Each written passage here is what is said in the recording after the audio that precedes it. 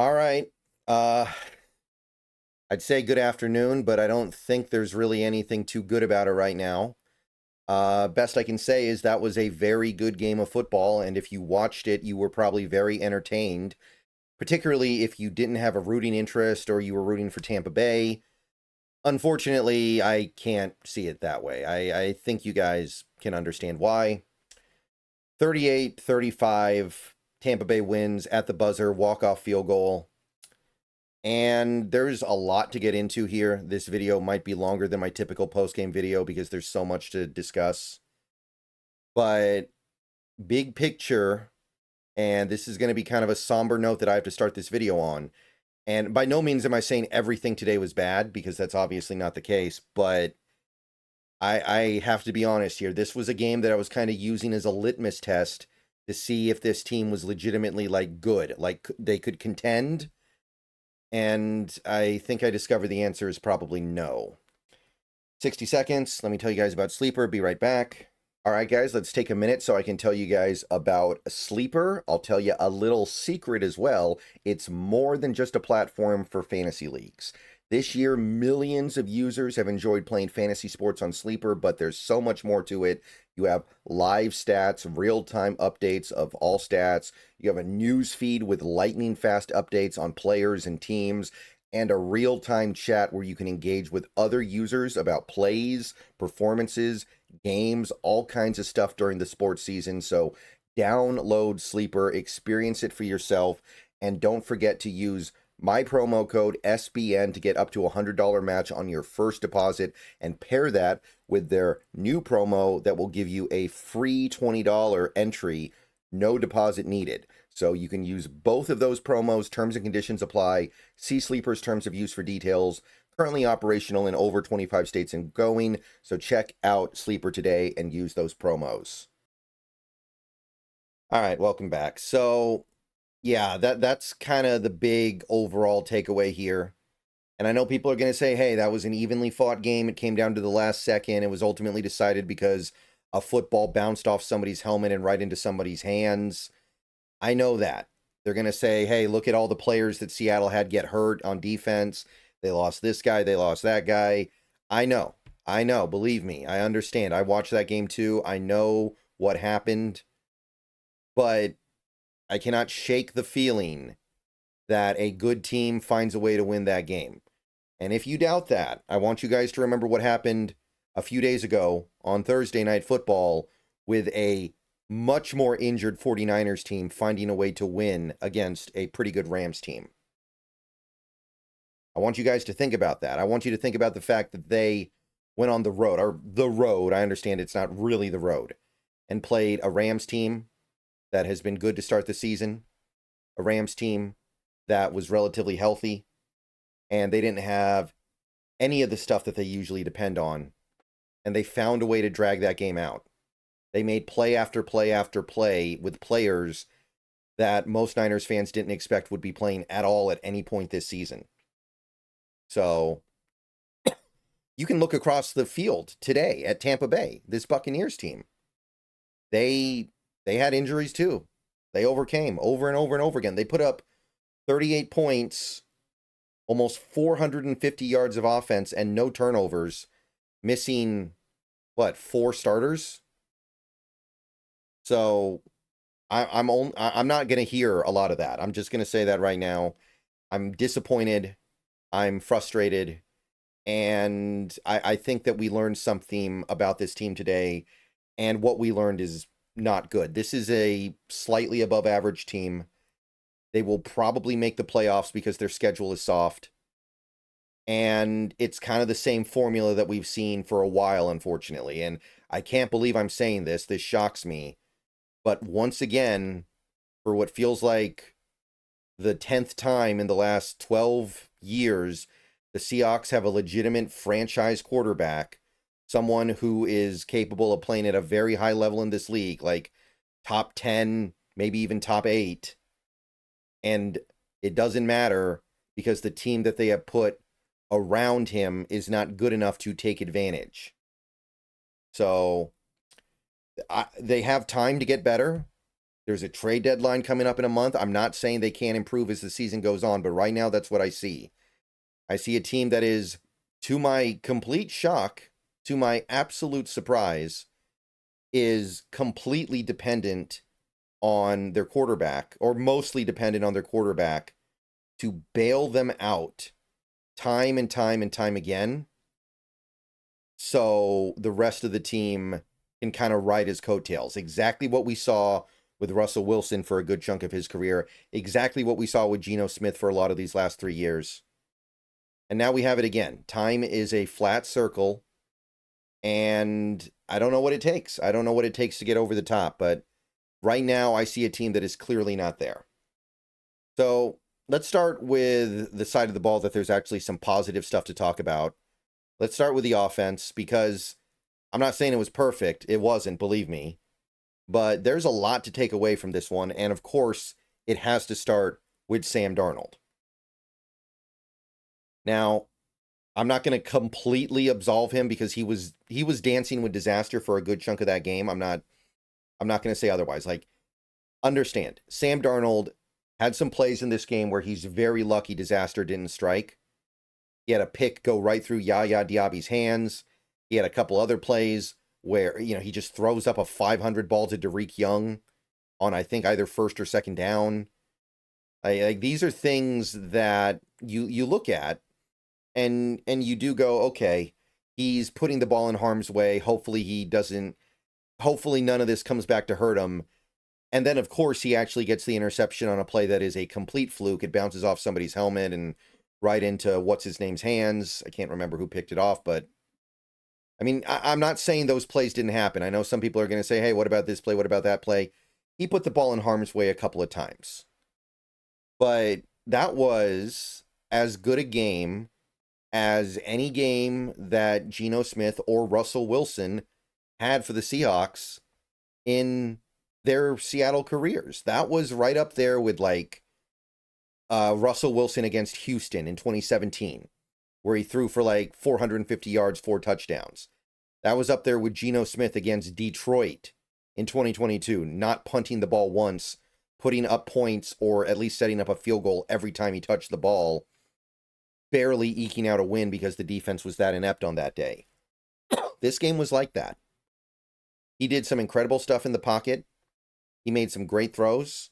He was willing to throw from uncomfortable arm angles. He was willing to fit it into tight windows. And that was a wake-up call for me as a Seahawks fan. I'm going to say that. Like, that game was definitely a moment where I went, we might actually have something kind of special here. Like, after the first 4 games, I felt like, okay, Sam Darnold can play. He's good. He's doing all right. He's doing his job. If we protect him, we will get good results. Today went beyond that, though, because we did run the ball okay, but it was not a rushing attack we could lean on. We only ran the ball 20 times in this game, and compared to throwing it 34. So we had to abandon the run, even though the run was working pretty decently. And Darnold came through, and he came through over and over and over again. And if the defense could just make one more play and not allow an embarrassing, and I am going to call it an embarrassing amount of plays made on them, it's more than enough to get the win. So I don't want Sam Darnold to ever have to play that way again, but I can now safely say that he can do it. And this is still not some super stacked offense. Sam Darnold is not playing with a bunch of Pro Bowlers on this offense. It's a decent enough offense, but look at what he's doing. He's making game-winning touchdown throws to Torrey Horton on 4th down. He's making big plays to A.J. Barner. Who's A.J. Barner? These are day 3 picks. These are not elite players. A.J. Barner is not some elite tight end who's just able to get open constantly for no matter what. Cooper Kupp is not in his prime, and I mean, I'm not insulting Cooper Kupp. I thought Cooper Kupp actually played a pretty good game today and showed he still has some juice left. But Cooper Kupp is not the Cooper Kupp of 4 years ago. He's got a couple really nice players on this offense, but for him to churn out 341 passing yards and have his only turnover be a fluke, yeah, it's time to start talking about Sam Darnold as maybe a top 10 quarterback in this league. I don't know if he is. It's kind of a weird thing where, like, of course he's not better than Lamar Jackson, But at the same time, Lamar Jackson's not out there right now. His team isn't winning. His team is blowing leads. It gets a little bit nebulous when you get into this stuff. So, yeah, Sam Darnold, it starts there. Walker, I thought, played really well. He had a couple of nice plays taken away on penalty as well, so his 86 yards is actually underselling what he did a little bit. JSN, he had a penalty and a drop early, but then he recovered and had a great game. Big performance. Like I said, Cooper Kupp, AJ Barner, Torrey Horton. These guys were putting in work. Derek Young on offense and special teams, by the way.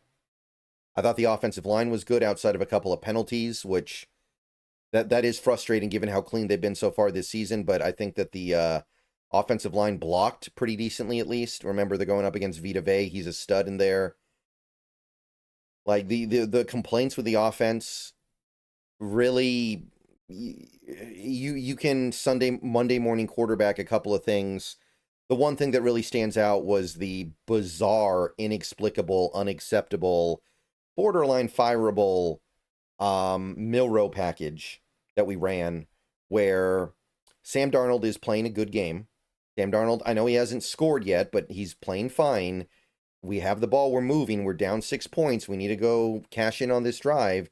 Can't trust Myers, and we put Milrow out there on, I believe, first down to run a pitch play. He completely blows the pitch, fumble, Tampa Bay ball. I don't want to go too far here, but at this point, just make Milrow inactive for every game. Put him on IR. Put Milrow on IR with a fake injury. Because clearly Clint Kubiak cannot resist the siren song of putting Jalen Milrow on the field for important plays. It doesn't work. We don't need it right now because of how good Darnold is playing. Get that out of here. And I want to be clear here. People are going to ask me to really go after Kubiak right now. I'm not going to, because he must have been doing his job. You don't put up 35 points and over 450 yards in an NFL game with 0 sacks on your quarterback unless you're doing your job. Okay? You are clearly doing something right. And today, Kubiak did stuff right. I'll get on him for that play, but I know people out there are going to be like, well, why aren't you saying he should be fired? Relax, okay? Yes, that play is really, really bad, and all I can do is say Milrow needs to be put on ice for every game the rest of the season, just so Kubiak isn't tempted. I don't know where else to go with that. But other than that, man, the offense, special. Defense. I know about the injuries, guys. And I'm not saying they had no role here. They obviously played a big role. I mean, my God. You're going into this game with no Witherspoon, no Love. You've got Woolen getting hurt with a concussion in the middle of this game. I think Pritchett actually got hurt at some point in this game and tried to go back in, and he was completely outclassed. We lost Derek Hall very early, so we had no depth at edge. And coincidentally, no pressure on Baker Mayfield that whole game. Like, I get it, okay? We are playing backups to backups to backups in the secondary by the end of that game. I understand. I sympathize. And I know that Mike McDonald is not a wizard, okay? Mike McDonald is not some Bill Belichick guy who can just swing in there, prime Bill Belichick, going in, taking a bunch of players that nobody's ever heard of and cooking up some masterpiece of defensive game planning to where he finds a way to get it done. You know, Mike McDonald is not a wizard, and nobody should expect him or want him or need him to be a wizard. You need to give him good players or else he's not going to produce good results. Last year, the defense was bad, like really bad, until he got Ernest Jones. That being said, Tampa Bay's injured too, guys. Tampa Bay was missing 4 starters on offense, and they were missing Jalen McMillan, who would have played a bigger role in this game because of the Mike Evans injury if he was available. So I can only go so far with that. At some point, you got to come up with something. You got to cook up something. You cooked up one thing all day.